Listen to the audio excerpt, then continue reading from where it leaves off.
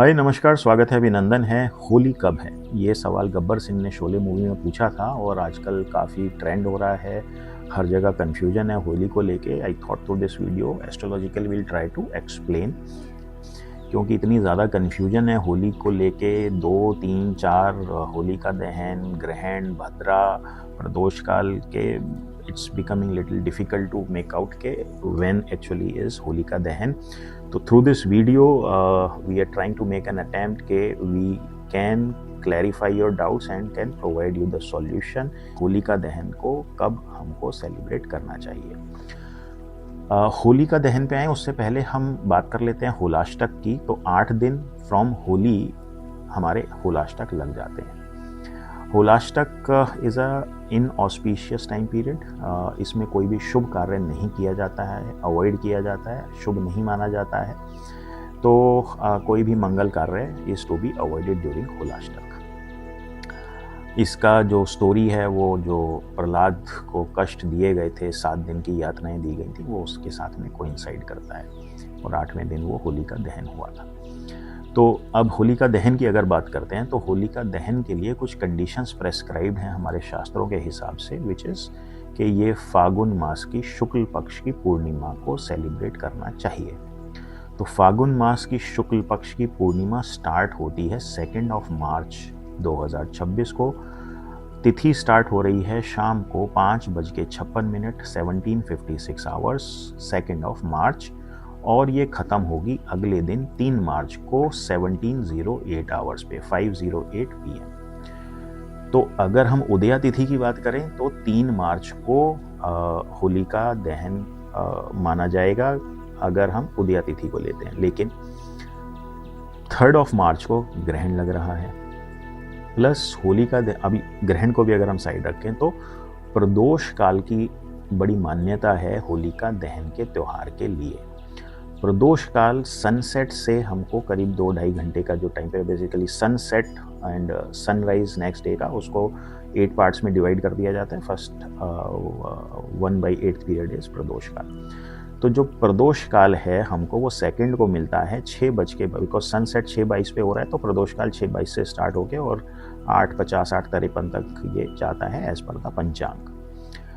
अब प्रदोष काल हमको 3 मार्च को मिलता ही नहीं है, क्योंकि पूर्णिमा तिथि खत्म होगी 5:08 पे। So from this logic also it is considered prudent that Holika Dahan should be celebrated on 2 March. तो इसमें कोई दो राय नहीं है, there is no doubt about it कि 2 मार्च को ही होलिका दहन मनाना चाहिए। अब इसमें सिर्फ एक छोटी सी अड़चन ये आ गई है कि 2 मार्च को भद्रा भी अप्लाई हो रही है। पूर्णिमा तिथि 5:56 पे स्टार्ट हो रही है 2 मार्च को, और भद्रा भी जो है 5:56 से ही स्टार्ट हो रही है 2 मार्च को, और अगले दिन सुबह 5:28 पे ख़त्म होगी। तो भद्रा बेसिकली स्नेक कहा जाता है, सर्पेंटाइल है, और 5 हिस्सों में भाग किया जाता है। First part is the mouth and the मध्य पार्ट 3 हो गए, और tail is the next part, last part.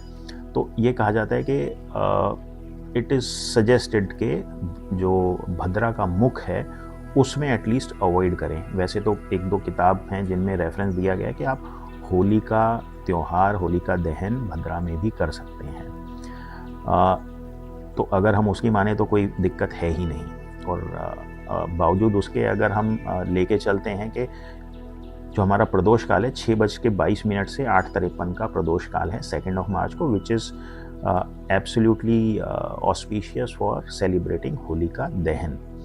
अगर हम उसमें फर्दर फाइन ट्यून करना चाहते हैं तो हम 5:56 पे, क्योंकि भद्रा लग गई है, तो करीब करीब आप 7 साढ़े 7 तक के पीरियड को अवॉइड कर दीजिए, ताकि हमारा जो भद्रा का मुख है वो एटलीस्ट निकल जाए, and then there is absolutely no iota of percentage of doubt for anything.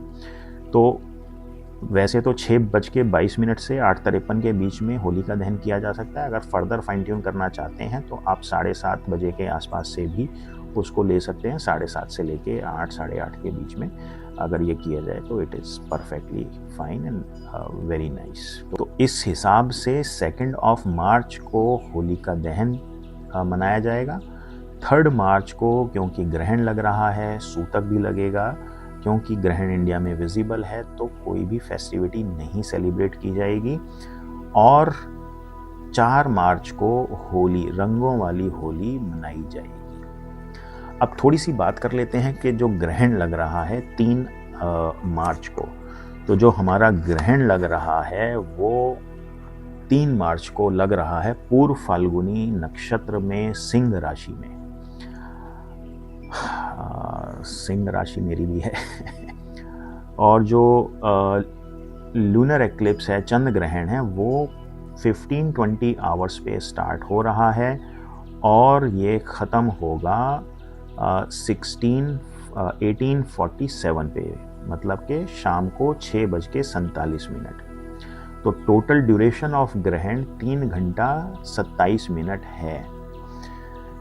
लेकिन विजिबिलिटी की अगर बात करें तो विजिबिलिटी के एंगल से ये इंडिया में विजिबल होगा सनसेट के बाद से।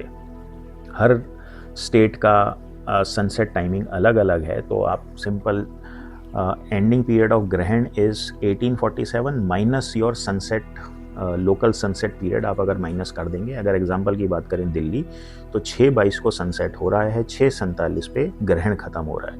तो मोटा मोटा 25 मिनट के लिए ये दिल्ली में विजिबल रहेगा। तो ग्रहण तो इंडिया में विजिबल है, चाहे एंड पार्ट ही सही। तो इसके जो सूतक हैं वो एप्लीकेबल रहेंगे। तो 9 घंटे पहले सूतक अप्लाई हो जाता है, तो सुबह 6:20 से सूतक विल बी एप्लीकेबल ऑन 3 मार्च। सूतक में जैसे हम कई बार बात कर चुके हैं ग्रहण के विषय में कि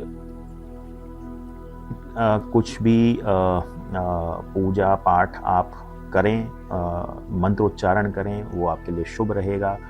खाना पीना अगर अवॉइड कर सकते हैं तो it is very good, considered good. जिनकी कोई मेडिकल कंडीशन है, फीमेल्स जो प्रेग्नेंट हैं, उनके लिए, बच्चों के लिए कोई दिक्कत नहीं है, they should have their normal meals.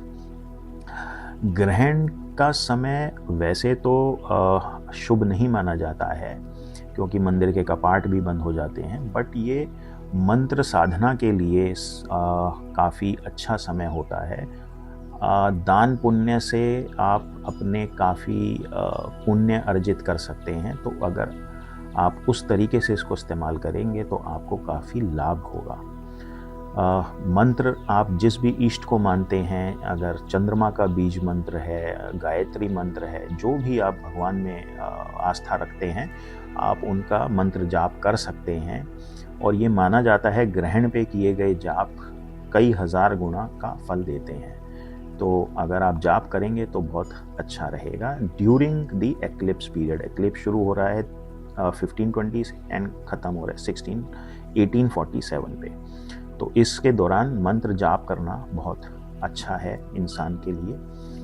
Plus आप दान पुण्य इस समय बहुत अच्छा बताया गया है, तो आप इस समय पे बिफोर दिस एक्लिप्स जो भी आप दान करना चाहते हैं, as per your pocket, as per your यथा योग्यता, आप उस मटेरियल को, सामान को खरीद के रख लीजिए और सनसेट के बाद या अगले दिन सनराइज़ पे आप उसको डोनेट कर सकते हैं। चावल का दान, पानी का दान, दूध का दान, ये स्पेशली अच्छे रहेंगे क्योंकि ग्रहण लग रहा है चंद्रमा पे। तो इस प्रकार से अगर हम ग्रहण वाले पीरियड को देखें और करें तो अच्छा रहेगा। तो I hope through this video we are able to clarify your doubt with regard to Holi का दहन।